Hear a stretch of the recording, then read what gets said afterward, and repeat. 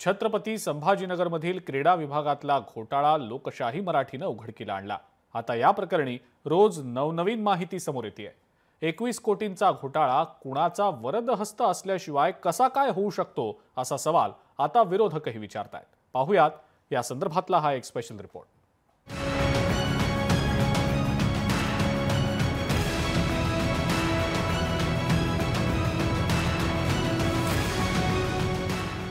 छत्रपती संभाजीनगरमध्ये सर्वात मोठा क्रीडा विभागात घोटाळा। 13,000 पगार असलेल्या कर्मचाऱ्यांनी लांबवले 21 कोटी। 21 कोटींच्या अपहारात कुणाचा हात? कुणाच्या आशीर्वादाने झाला क्रीडा विभागात घोटाळा? छत्रपती संभाजीनगरमधल्या क्रीडा विभागात 13,000 रुपये मासिक वेतन असलेल्या हर्षकुमार क्षीरसागर आणि कंत्राटी कर्मचारी यशोदा शेट्टी यांनी मिळून तब्बल 21 कोटी रुपये लाटले आहेत। जवळपास 2019 पासून क्रीडा विभागात हा घोटाळा राजरोसपणे सुरू होता, मात्र याची कोणालाही कुणकुण लागली नाही हे विशेष।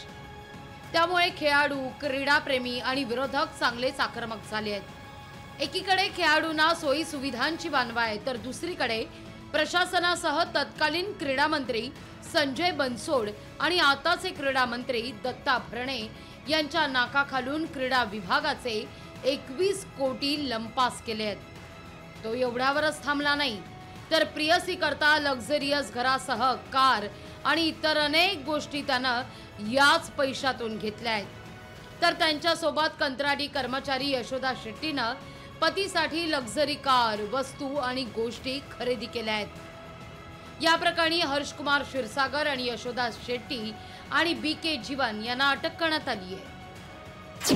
13,000 पगार आणि जमवली आहे कोट्यवधींची माळ्या। हर्षकुमार क्षीरसागरकडे 35 लाखांची BMW कार, विमानतळासमोर गर्लफ्रेंड करता 4 BHK फ्लॅट। हर्षकुमारकडे महागडी BMW मोटारसायकल। हर्षकुमारकडे 4 वेगवेगळ्या ठिकाणी फ्लॅट। फ्लॅटचा चेहरा मोहरा बदलण्याकरता थेट चायनावरून मागवलं इम्पोर्टेड साहित्य।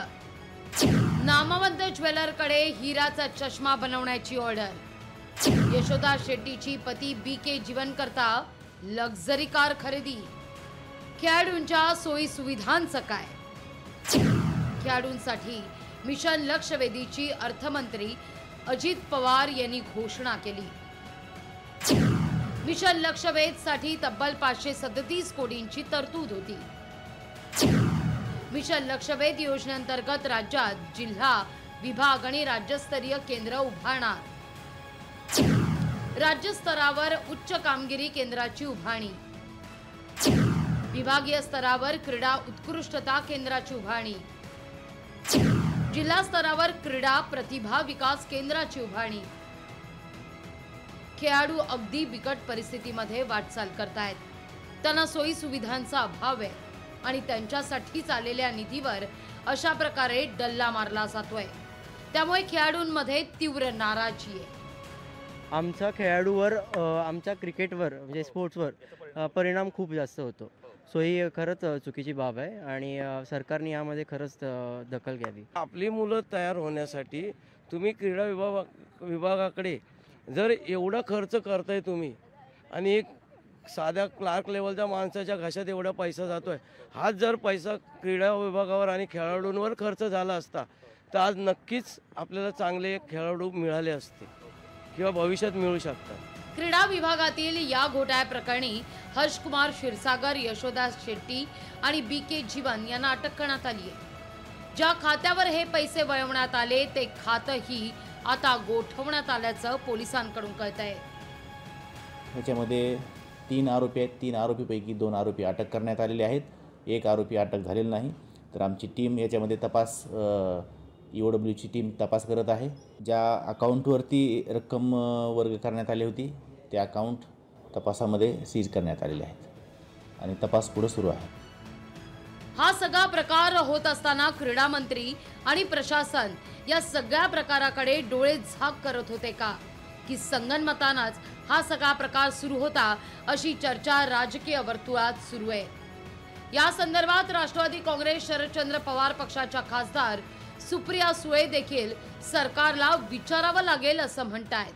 त्याचबरोबर 10 वर्षात अनेक मंत्री कॉमनच राहिल्याचं देखील त्यांनी मुद्दा उपस्थित केला आहे। आता जे सरकार आलेलं आहे त्यांनाच हा प्रश्न तुम्हाला विचारायला लागेल, कारण का त्यांचंच आधी 2.5 वर्ष सरकार होतं आणि गेल्या जवळपास 10 वर्षात अनेक असे मंत्री आहेत जे कॉमनच राहिलेले आहेत। म्हणजे पक्ष सगळे एक होते तेव्हा, वेगळे झाले तेव्हा, त्यामुळे 10 वर्षामध्ये मंत्रिपदामध्ये फार मोठे काही बदल असे झालेले महाराष्ट्रात दिसत नाही। मात्र कर्मचारी जर अशा प्रकारे करत असतील, घोटाळे करत असतील, तर नक्कीच भारताचं भविष्य धोक्यात आहे। सचिन बडे, लोकशाही मराठी, छत्रपती संभाजीनगर।